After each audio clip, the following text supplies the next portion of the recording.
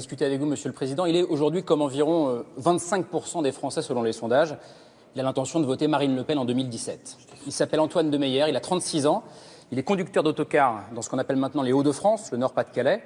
Il vit à Anor, une petite ville frontalière avec la Belgique. Antoine Demeyer, c'est un ancien électeur de gauche, Monsieur le Président. Il a voté Jospin en 2002, passé à droite, puis passé aujourd'hui à l'extrême droite. Et lui, Monsieur le Président, s'il vote Marine Le Pen, c'est notamment pour ça.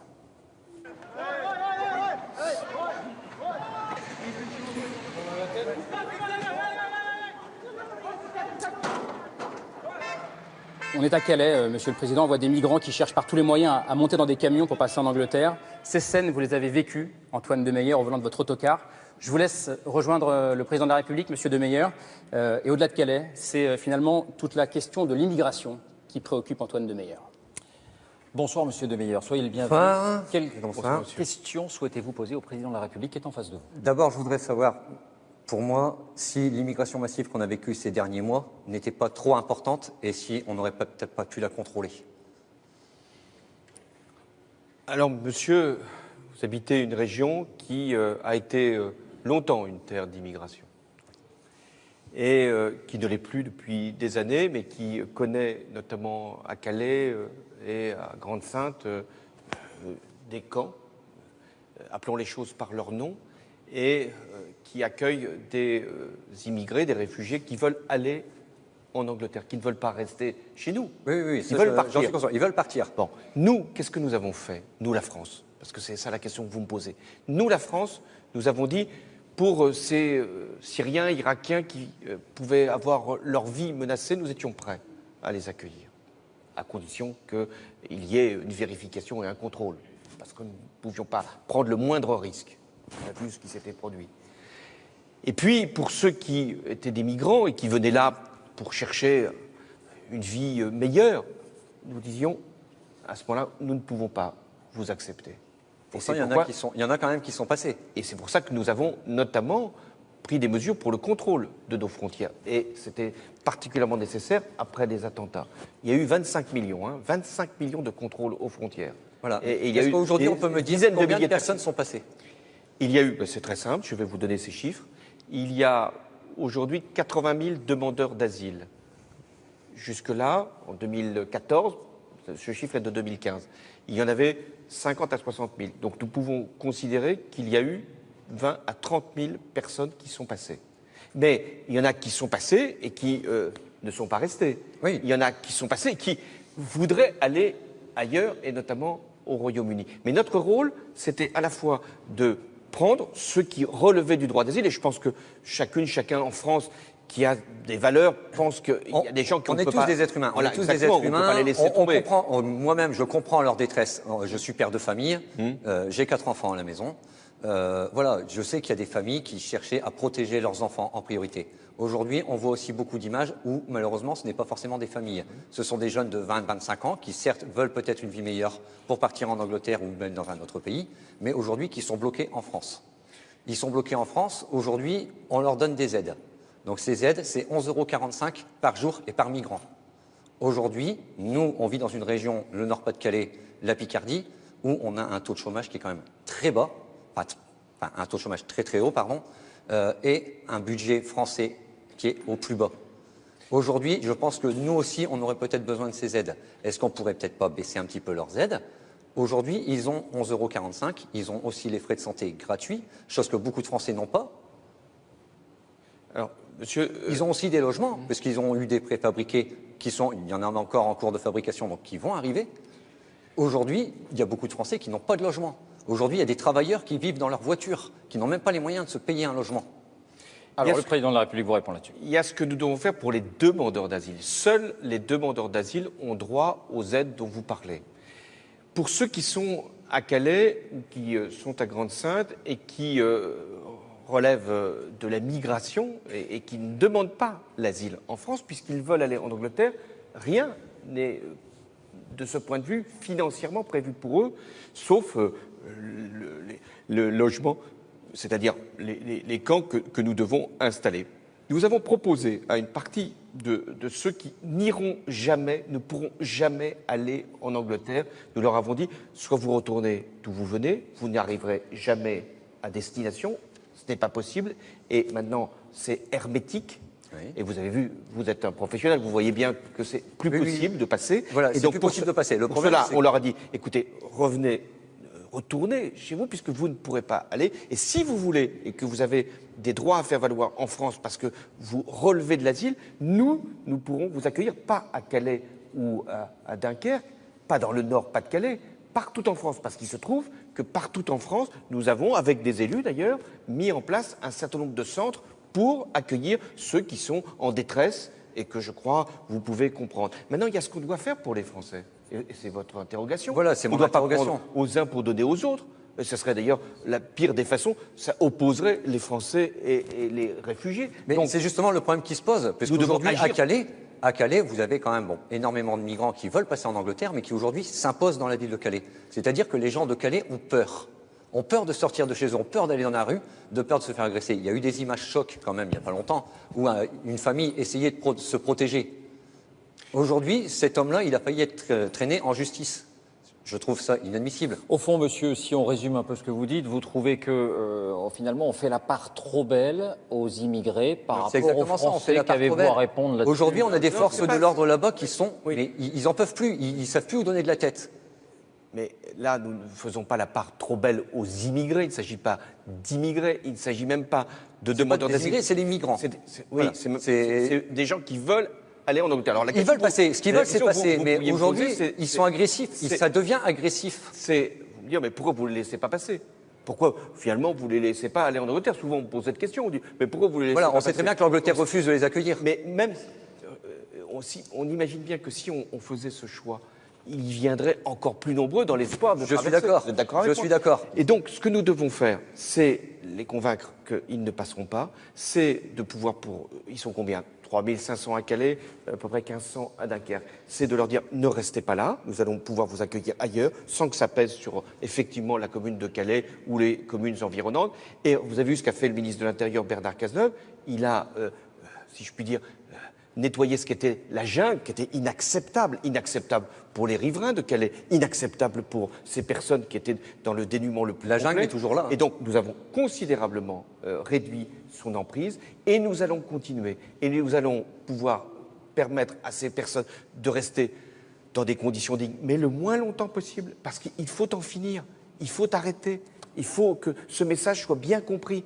Et donc, nous avons diminuer le nombre de personnes qui sont à Calais et qui sont à Dunkerque, et nous allons faire en sorte de pouvoir jouer ce qui est absolument le rôle de la France, c'est d'accueillir des réfugiés que nous allons nous-mêmes aller chercher. Je vais y aller très prochainement, dans quelques jours, au Liban, en Jordanie, en Turquie, pour faire en sorte que nous puissions jouer notre rôle humanitaire sans pour autant les mettre en risque pour leur vie et sans pour autant créer une situation difficile. Est-ce qu'il y a un autre point que vous vouliez aborder? Oui, le deuxième point que je voulais aborder, c'est le budget moyen des Français. Aujourd'hui, je suis père de famille, je travaille, comme beaucoup de Français. On a énormément de mal à joindre les bouts. Vous avez dit tout à l'heure que le pouvoir d'achat avait augmenté. Malheureusement, nous, on voit beaucoup l'inverse. Vous avez parlé tout à l'heure de la prime. Voilà, aujourd'hui, je gagne un petit peu plus que le SMIC, je n'ai pas le droit à cette prime. Est-ce que c'est une des raisons de votre vote pour le Front National? C'est pas forcément la première raison. Aujourd'hui, la raison pour laquelle je vote Front National, je vais l'évoquer après. Aujourd'hui, on est bloqué. Aujourd'hui, financièrement, on ne s'en sort plus. Et on est tous, que ce soit les ouvriers, que ce soit les petits commerçants, que ce soit les retraités. Aujourd'hui, je ne trouve pas normal qu'une personne qui a commencé à travailler à l'âge de 14 ans, et je vais prendre l'exemple de ma propre mère, ma mère a commencé à travailler à 14 ans. Elle a arrêté de travailler à 62 ans. Aujourd'hui, elle a quasiment rien pour vivre. Aujourd'hui, quand elle a payé son loyer, quand elle a payé ses factures, il lui reste plus rien. Je vais vous répondre parce que, au-delà de votre vote, vous êtes un citoyen qui demande des comptes au président de la République.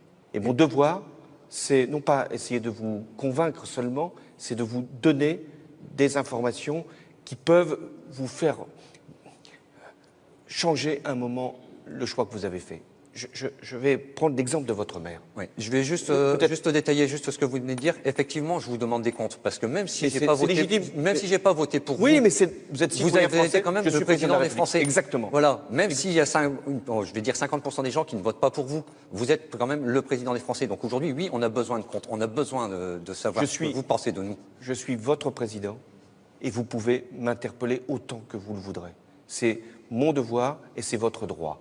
Et donc sur votre mère, qui a travaillé 40... Qui n'est pas la seule, hein. Qui n'est pas la seule. Il y a énormément de retraités qui sont dans ce cas. J'en connais beaucoup, et notamment dans votre région, qui est une région laborieuse, qui a travaillé 42 ans. La première décision que j'ai prise en 2012, la première, c'est de permettre à ces femmes, à ces hommes, qui avaient travaillé 42 ans et qui avaient 60 ans, de ne pas être obligés d'attendre jusqu'à 62 ans, ce qui a été le cas de votre mère. Elle a travaillé jusqu'à ses 62 ans. Eh bien, dans les règles que j'avais posées, je ne sais pas quand est-ce qu'est partie votre mère en retraite, elle avait la possibilité de partir à 60 ans avec les règles que elle avait la possibilité. Voilà. Elle en avait la possibilité. Donc mais aujourd'hui, quand les calculs ont été faits, c'était pas possible. Elle n'aurait pas pu vivre. Peut-être parce qu'elle avait pas moi, c'est ce qui m'interpelle, c'est ce qui est pas normal. Ce que j'ai voulu faire aussi, on m'a interrogé tout à l'heure sur le SMIC, sur le minimum vieillesse. Je ne sais pas si elle est dans ce cas-là. J'ai augmenté le minimum vieillesse. Mais pour le pouvoir d'achat, parce que c'est ça que vous me demandez. Vous êtes père de famille, vous avez 4 enfants, vous avez un salaire un peu plus que le SMIC. Il y a un peu plus que le SMIC, bien sûr. Je ne le cache et donc pas. vous n'êtes pas, si je puis dire, bénéficiaire de la prime d'activité.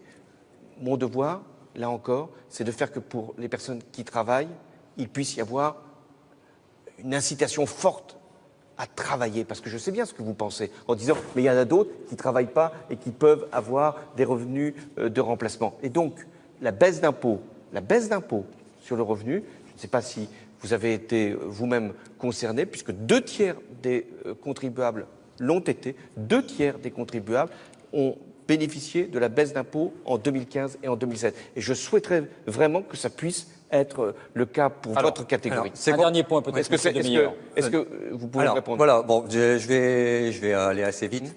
Aujourd'hui, voilà, vous avez parlé tout à l'heure du Nord-Pas-de-Calais, que c'était une région très favorisée. Effectivement, en 2012, vous êtes venu à Hirson, donc une commune qui se trouve à 5 minutes en voiture d'Anor.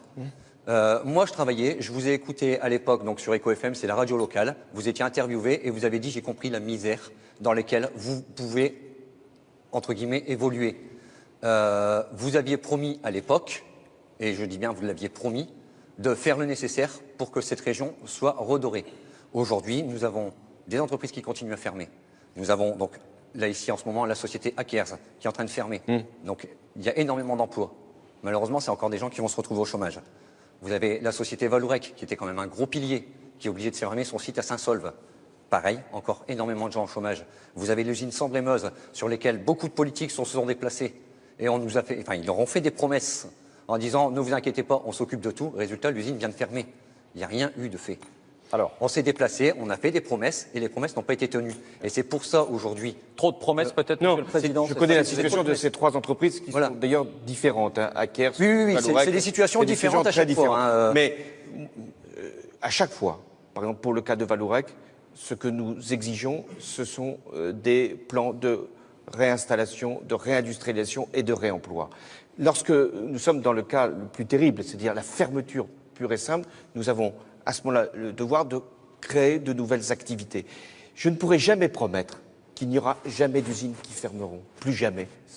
Vous m'écouteriez, je ne sais pas si vous écoutez d'autres responsables politiques qui vous annoncent de telles informations ou de telles promesses, elles sont fausses, elles sont illusoires. Il y aura toujours, parce que c'est la vie économique qui, à un moment, le justifie, il y aura toujours des entreprises qui fermeront. Ce qui compte, c'est de pouvoir éviter que ce soit sur la base de critères boursiers et que ce soit contraire à l'intérêt même du pays. Et ce qui compte, c'est qu'on puisse créer de nouvelles activités. Et vous avez vu, il y a eu des investissements nouveaux qui sont arrivés aussi, et notamment des annonces qui sont faites pour Safran ou d'autres qui vont s'installer dans votre région et dans cette partie-là du territoire que je connais bien, Hirson, et vous êtes de Fourmies, je crois. Ah non, juste à côté de Fourmies, donc je connais bien. Et donc notre intention, c'est pas de sauvegarder, de protéger l'emploi comme si c'était immuable. Il y aura toujours ces mutations, mais c'est de faire que les salariés ne peuvent pas trouver encore un espoir d'emploi dans une entreprise puisse avoir une possibilité d'emploi dans une autre. Et c'est ce qu'on va faire avec le compte personnel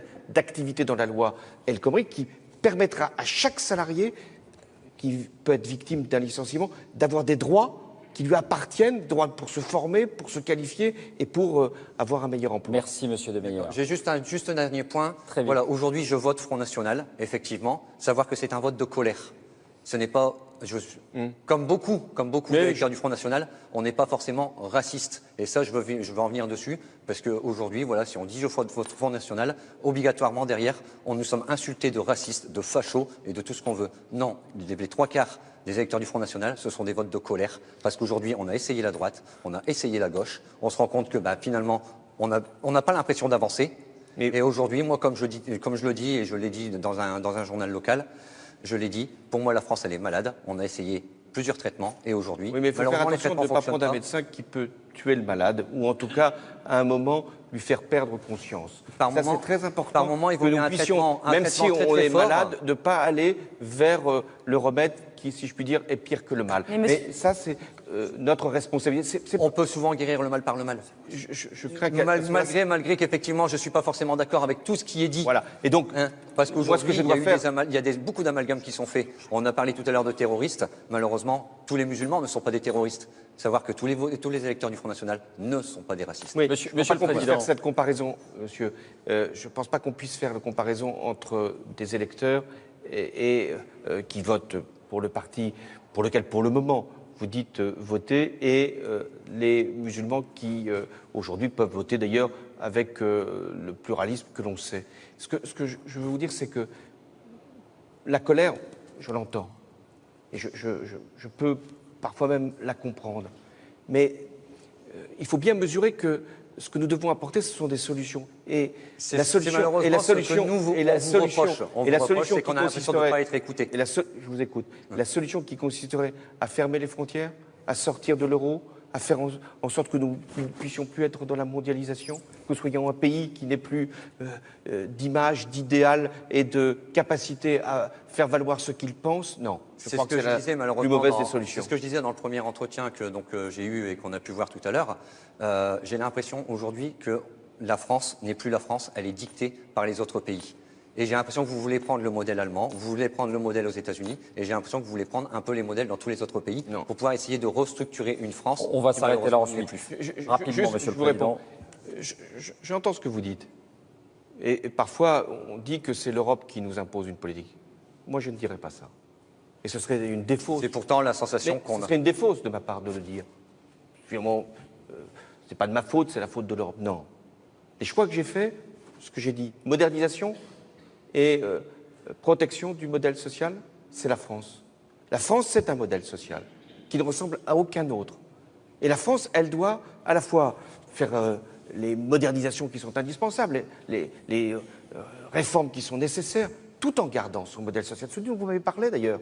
La retraite, la santé, la santé qu'on n'a pas les moyens de s'offrir. Voilà, donc ça c'est le modèle social français qu'on a amélioré d'ailleurs. Mais je vais prendre juste un exemple. Je vais prendre juste un exemple sur la capacité qu'on a en France de décider. En ce moment, il y a une négociation qui est ouverte entre l'Europe et les États-Unis pour le traité commercial, pour savoir quelles vont être les règles entre l'Europe et les États-Unis. La France, elle a fixé ses conditions. La France, elle a dit, si il n'y a pas de réciprocité, s'il n'y a pas de transparence, si pour les agriculteurs il y a un danger, si on n'a pas l'accès au marché public et si en revanche les États-Unis peuvent avoir accès à tout ce que l'on fait ici, je n'accepterai pas. Voilà ce que j'ai dit. La France, elle peut toujours dire non. Merci monsieur De Meyer. Merci pour cet échange. Moi j'ai juste un mot là-dessus, monsieur le Président. Ça fait des années qu'on entend votre discours sur le Front National, mais des personnes comme monsieur De Meyer qui ont voté FN aux dernières régionales, il y en a 7 millions. Il n'y en a jamais autant eu. Est-ce qu'à un moment donné, cette montée du Front National pendant votre mandat, vous la considérez comme un échec ? Je considère que nous sommes, et je suis donc responsable.